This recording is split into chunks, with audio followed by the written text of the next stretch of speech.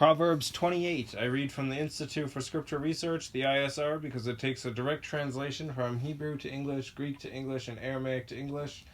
Yah is the Elohim of the heavens and the earth, the first and the last and the only, and he's an extremely jealous El. He's so jealous that he doesn't even want the names of idols or mighty ones to come to our lips. And the letter J is about 600 years old. While there was no letter J in the Hebrew, Greek, or Aramaic text, again, because the letter J is about 600 years old.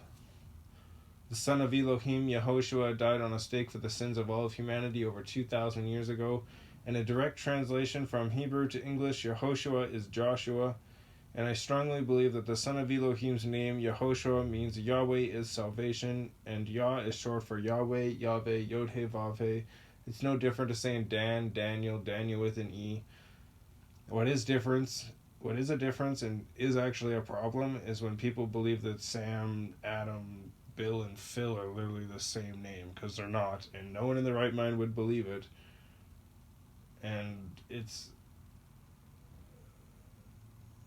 a complete joke for people to believe that they can force YahWeh to believe the same thing. Proverbs 28.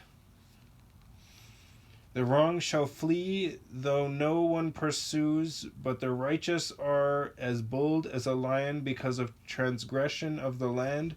Many are its rulers, but by a man of understanding and knowledge right is maintained. Excuse me. A poor man who oppresses the poor is like a sweeping rain that leaves no food. Those who forsake the Torah praise the wrong. Those who guard the Torah strive with them. Evil men do not understand right ruling, but those who seek YahWeh understand all. Better is the poor who walks in his integrity than one perverse in his ways who is rich. He who watches over the Torah is a discerning son, but a companion of gluttons shames his father. He who increases his possessions by interest and profit gathers it for him who shows favor to the poor. He who turns away his ear from hearing the Torah, even his prayer is an abomination. He who causes the straight to go astray in an evil way falls into his own pit, but the perfect inherit the good. A rich man is wise in his own eyes, but the poor who has understanding searches him out. When the righteous exult, there is great comeliness, but when the wrong arise, a man is searched for. He who hides his transgressions does not prosper, but he who confesses and forsakes them finds compassion. Blessed is the man who always fears Elohim, but he who hardens his heart falls into evil. A roaring lion and a charging bear is a wrongdoing ruler over poor people. A leader who lacks understanding is a great oppressor, but the hater of greed prolongs his days. A man oppressed by blood guilt flees into a pit. Let no one help him.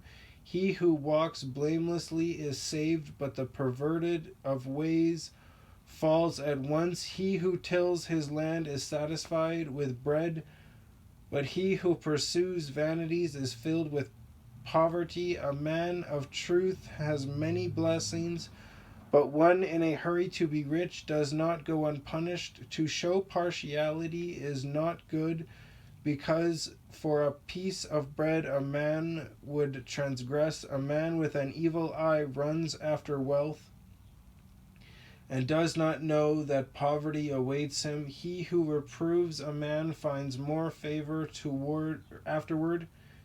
He who reproves a man finds more favor afterward than he who flatters with the tongue. He who robs his father or his mother and says it is no transgression, he is a companion to a destroyer. He who is greedy stirs up strife, but he who trusts in YahWeh prospers. He who trusts in his own heart is a fool, but he who walks wisely is delivered.